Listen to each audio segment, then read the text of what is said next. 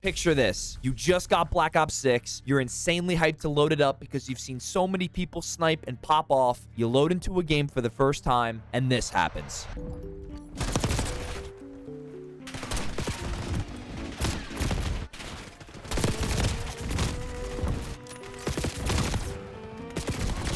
Now, what majority of people will tell you is skill issue. And while that may be true because you haven't put the time in, there are a ton of things that can be throwing you off that you may not know. In this video, I will be going over my best sniping tips, tricks, and settings to help you become a better sniper and look like this.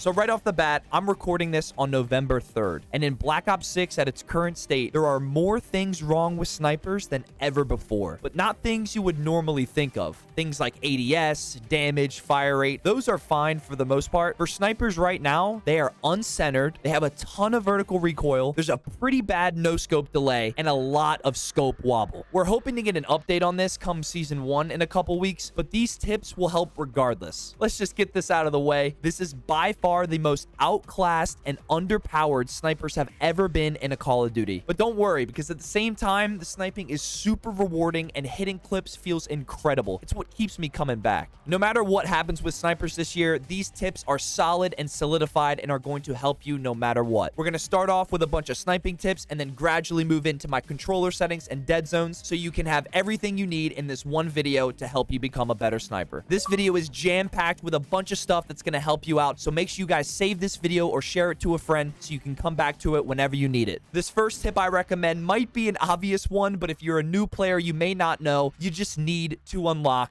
those attachments. Sniping with no attachments in the newer Call of Duties just feels like you have a 10,000-pound weight holding you down at all times. This is why you see a bunch of YouTubers and streamers sniping super fast. It's because they grinded and got the gun to its max rank. The Frost line and the LR both max out at level 44, while the SVD maxes out at 45. It takes a little bit, and you cannot play aggressively while you're leveling them up, but after a couple hours of grinding, you'll get there and you'll be able to speed up your gun. Something you can do while you're leveling them up, which is a super important tip, is getting the timing down for the specific sniper you're using. This is super important because it will allow you to use the sniper to its maximum potential. Each sniper will have different timing and handling, so it's super important that you completely understand how fast and how slow each sniper is. Because if you don't have the timing down when you're in the middle of a gunfight, you're going to be pressing the left trigger and the right trigger, or left click and right click, and your timing's going to be all off, and it's going to feel super overwhelming when you have people diving in front of you all over the place. Once you have your snipers maxed out and you understand the fire rate and handling for each sniper, it's time to quick scope. There are two types of quick scoping: centering and drag scoping. You can utilize both of these, but I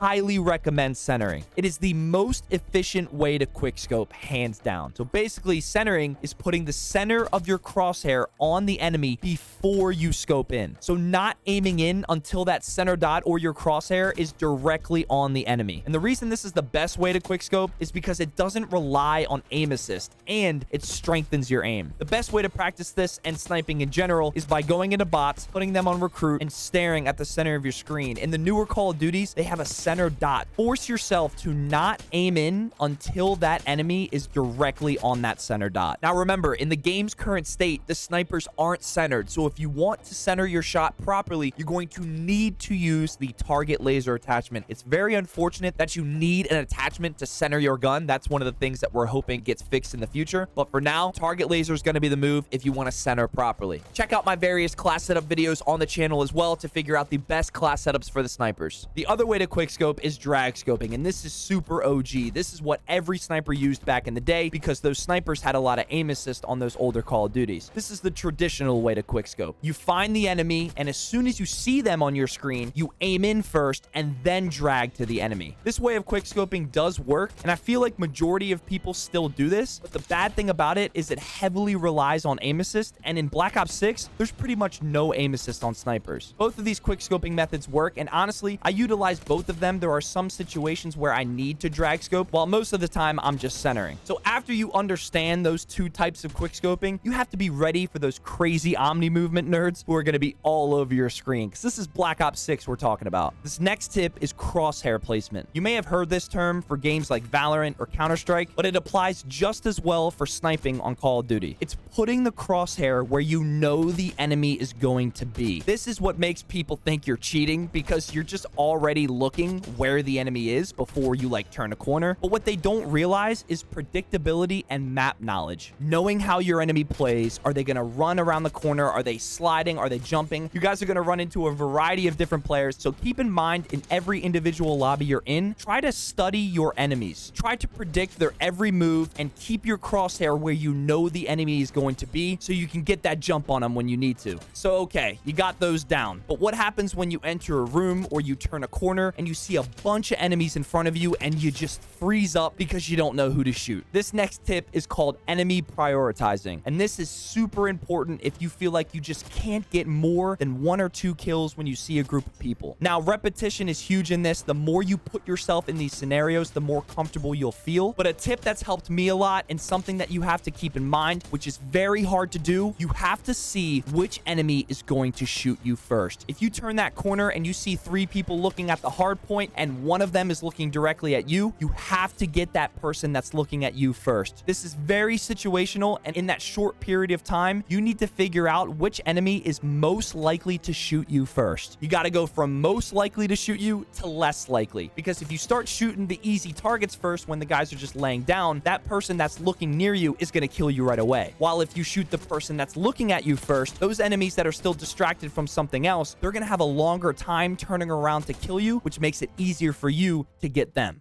All right, guys, it is finally time to go through my settings on Black Ops 6. I've been getting so many tweets, so many tags asking what are my settings, controller settings, graphic settings that I use on Black Ops 6. And after about a week of playing this game, I think I have finally dialed it down to find the perfect settings for me. Now, it's not like the old days when you can just log on to Call of Duty, change your sensitivity, your tactical layout, and just head on out into the battlefield. The newer Call of Duties have so many settings that are just weird and under the radar that you may not know of, that can change your playstyle and your gameplay completely. So make sure to watch the whole video so you don't miss anything. For my graphics settings, I highly recommend you check out Merc FPS. He's done my optimization for my PC before. He's helped me get a ton of extra frames. He's an absolute beast when it comes to making the game look great while also gaining high FPS for PC. So for the most part, all these graphic settings and everything you see in this tab will be because of Merc and what he recommends. These are just my settings for it right now. I usually play in full screen exclusive, but I have Borderless on right now, so I'm recording this video. I actually recently upgraded to 2560 1440p resolution. If you guys watched my settings video last year, I was asking everybody, how good is 1440? And let me just say, it's absolutely insane, worth every single penny. So I'm on 1440p right over here. I'm on plus boost. Again, you guys can just copy this. This is all pretty much just the best FPS settings for me, while also maintaining the quality. Over here, going into the quality, this is all what I'm rocking with right now. Again, you can copy this down. Some of them might be a little bit different for you, depending on if you're on console. Also, if you're on PC, it may be a little bit different. But heading into the FOV, and for view, this is kind of personalized. I'm rocking 105 FOV. It's kind of that beautiful middle ground between high FOV and kind of default console-looking FOV. I personally think high FOV looks really bad for clips and also makes it pretty hard to snipe on. That might be an unpopular opinion, but I'm rocking 105 at the moment. Affected ADS field of view, default, all this pretty much. World motion blur and weapon motion blur, need those both off if you play with motion blur on in 2024. I don't know what to tell you. You're pretty bold. First camera movement, have to have that on least, because for some reason this is at 100%, and when you're moving around, when you're sniping, you don't want to have your camera shaking everywhere all over the screen. So this is kind of a hidden setting right here, but most people probably know it. Don't want to have that on least for sure. Inverted flashbang, I did have it on. I'm going to keep it off actually. Every time I get flashed, I don't want to think that my whole game and PC shut off. So I'm going to keep it on that. Moving on into the controller settings, which is what most of you are here for. Now, I do play on 6.10 when I'm on mouse. I think I'm with 800 DPI, but on controller, this is my main input. These are the settings that I'm rocking. So default.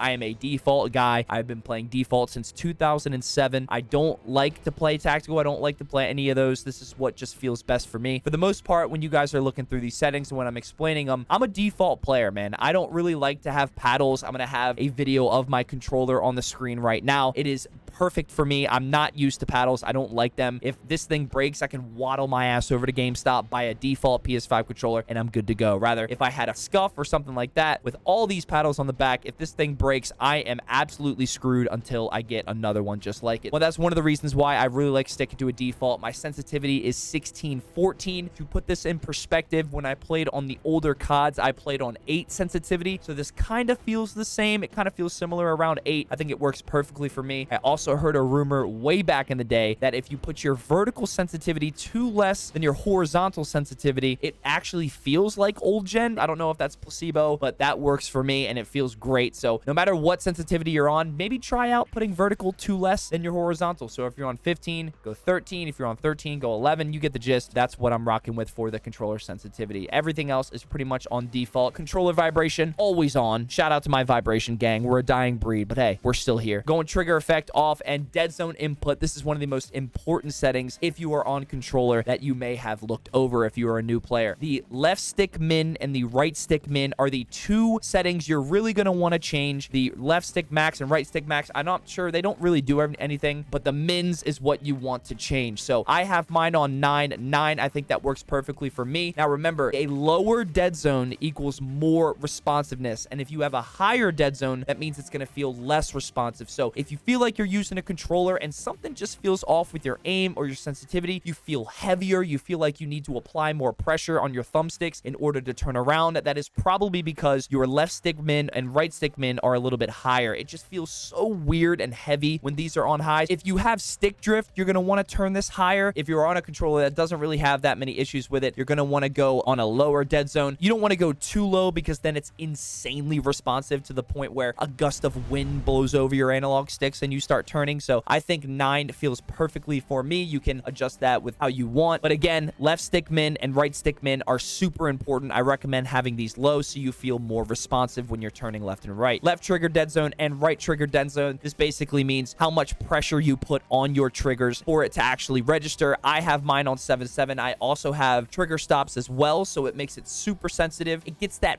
0.3 milliseconds. It's a super small window of being able to get your shot off or aiming in a little bit quicker. That's something you're going to want to do. Moving on over to the aiming category, we have the aiming advanced settings, and this is a super important setting right here, is your aim response curve type. Now, this has been in multiple games, and for some reason, dynamic feels the best. Now, it says ideal for more experienced players, fast starting movement that slows down to the aiming rate, reverse S-curve mapping. I don't really know what reverse S-curve mapping is, all this technicality stuff. I just know that when I first started using dynamic, my aiming felt more responsive. I can't stress that enough. Moving left and right, it feels smooth with dynamic. You can try this out. I heard linear is pretty good. Standard is obviously good. You can try these out for yourself, but dynamic feels the best for me. It feels super responsive. It doesn't feel inconsistent when I'm aiming in, and when I'm just hip firing, spinning around, it just feels one-to-one, super responsive. I highly recommend dynamic, but again, you can change that to whatever you want. Custom sensitivity per zoom is off. A lot of people ask me what my ADS sense is for like 1 times or 2 times. Guys, I don't even change this at all. Again, I'm a default player. I don't want to really mess with any of this. It could help you in the long run. Some of this stuff, if you have like the high zoom, you can put this lower so you can drag scope more. I don't even touch it. I just like to stay default as much as possible because this just feels best for me, man. My ADS sensitivity transition timing is on gradual. It progressively applies when alternating between hip fire to fully zoomed in. I think this feels good for me. I've tested out instant and after zoom, and for some reason, they just feel a little bit off. Something feels off when I use them, so I'm sticking to gradual, which is what I stuck with in the previous Call of Duties as well. Now, when it comes to the movement, there are some secret, beautiful settings in here because of Omni movement that aren't in any of the other Call of Duties that you're going to want to have. Sprint assist, there are some good settings in here when it comes to the sprint assist. When you put the delay, you want to put this on 0. For some reason, there are instances where if you start sprinting, it feels like it doesn't sprint right away. This setting is why that happens. You're going to want to have this on 0. For some reason, you can put it up to 1,000, which would probably be so damn weird because you press the sprint button and then it just doesn't sprint right away. This is like a no-brainer. I don't know why they put this setting in here, but going to want to have this on 0. You could also have tactical sprint assist if you want to play auto tac sprint. I don't really like tactical sprint assist that much because I'm not an auto tac sprint fan. There's an extra animation which makes sniping feel a little bit weirder. I honestly think it's even slower going from tac sprint to ADS, so I like to keep this off. I try to not tac sprint as much as possible. For the most part, when you guys see me running around sniping, I'm kind of in that default sprint or kind of walking stance. It also has that extra animation. It just doesn't look as smooth. I know a lot of people use auto tac sprint. You guys can put it on if it feels best for you, but I just think for clips and for sniping, you're going to want to have this off. It looks the best and it feels the best, and I feel like I perform the best when I'm just not tac sprinting around the maps like an absolute madman. And when it comes to the slide/dive behavior, I have this on hybrid. This is the best setting for a default player like me because you do not need paddles. You don't need to play claw. You don't need to do anything crazy on your controller to be able to utilize the Omni movement in a good way. What this hybrid setting does is it allows you to tap the slide, which is super nice, but you can also dive while holding sprint. So when you're running around the map, when you guys see me dolphin diving, I don't have to take my hand off of the analog stick.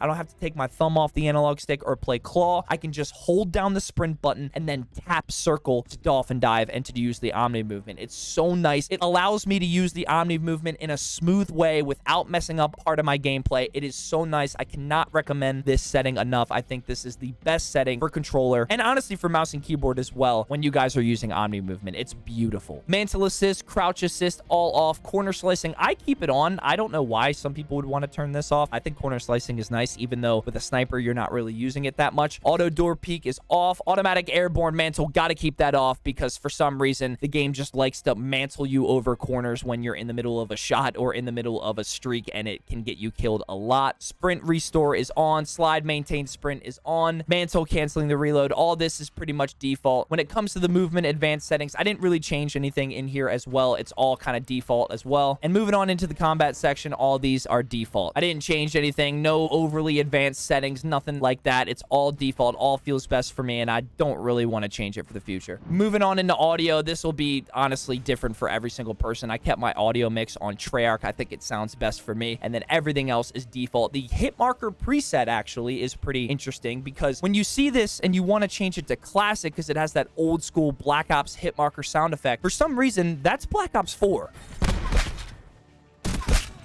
That's not Black Ops 3 or 2 or 1. Classic is classified as Black Ops 4, which in my opinion, I don't really like the Black Ops 4 hit marker sound. Some of you may like that and you can turn it on, but I miss that like Black Ops 3 chunky hit marker sound. I thought that's what classic was going to be, but unfortunately it's not. So default sounds great for me. It is a beautiful sound. The Black Ops 6 kill sound. I like it so much, even with headshots as well. It's super satisfying getting a kill with the default hitmarker preset, but you can go classic if you want. Voice chat, all this is pretty much default. Moving on into the interface is going to be pretty interesting because there's so much more customization in this interface setting than the previous Call of Duties, but for the most part, I kept it all default. Telemetry basically is what you want to see in the top left corner of your screen, so I only like to have the FPS and the latency on. Sometimes I don't even like to have FPS on. I just kind of like keeping it default. But for now, since I've been testing a lot of stuff, I have these two on for the telemetry. Readability, all this is pretty much the same, but when you want to go to color customization, here is a super secret setting that a lot of people skip over because they think this is just nothing, but this is super nice going down here, having color filter 2, putting your target on both, and putting the intensity to 100. I'm going to put an example on the screen right now of how it looks without the filter and with the filter. And as you can see with the filter, it's so much more vibrant. The colors pop a lot more. This is a Treyarch COD we're playing. The colors are beautiful. Some of the maps look so nice with this color intensity on. This helps you see enemies a little bit more and a little bit better as you're running around the map. It can be the difference between not seeing somebody hiding in a corner and seeing that person hiding in the corner. So this is a super secret setting. I hope you guys try this out for yourself. Maybe you like it, maybe you don't. I think it helps out a lot. It makes your gameplay look so nice as well. Into the gameplay HUD, as you guys can see, there are plenty of HUD default layouts that you guys can choose from. Classic, mission, interface, scout, target tracker, central command. And a lot of these are going to be personal preference. Some of you may want central command, which is absolutely batshit crazy, but you know what? Maybe some of you are crazy. You like that. This is one of the best additions to Black Ops 6. I love how they gave us a customizable HUD. For years, we have been asking for this. Unfortunately, this doesn't include the kill feed. I really thought this was going to include the kill feed, but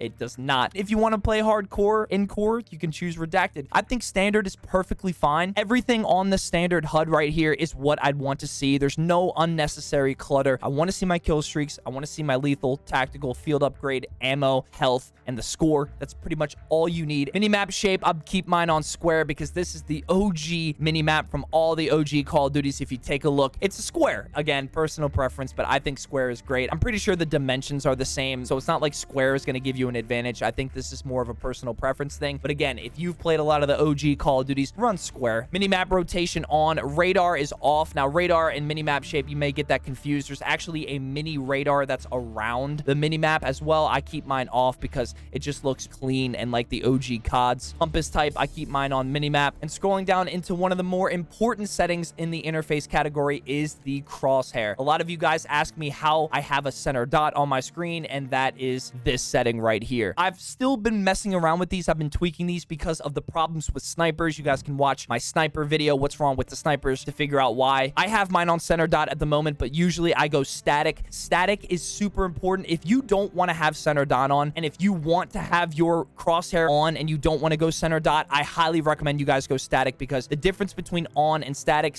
does not move. When you have this crosshair setting to on, it's literally bouncing all over the place. It feels so awkward and so weird. It throws you off so much. So if you feel like your gameplay is a lot more clunky or it just looks clunky, some of that may be because your crosshair is bouncing all over the place. It's kind of hard to track. So if you do want your crosshair on and not just the center dot, I highly recommend you guys go with static. And in this game, you can also change your crosshair color. I did mess around with this, and I'm not gonna lie, it's a little bit weird having like a red crosshair. Some of you may like it, but I think sometimes it gets in the way, and I'm just so used to having a white crosshair. It stands out, it looks nice, and that's just what I'm used to. If you have like a red crosshair, if you enter in a building that's really red, your crosshair just completely disappears. So I like to have mine on white, but you guys can change this to whatever you want. And scrolling down here, everything is pretty much on default. And for the most part, that's gonna do it for my main controller settings. You guys can copy these down. Let me know down in the comment section below if I missed anything. If you guys have a secret setting that you guys like, drop a like if any of these settings helped you in any way. And I really want to nail this point into the ground here. These settings are going to help you tremendously, but at the end of the day, guys, going into private match, hopping into bots and practicing your shot against bots. Don't put them on veteran. You just need to practice your shot. I promise you, if you shoot 100, 200, 300, 400 bots a day, I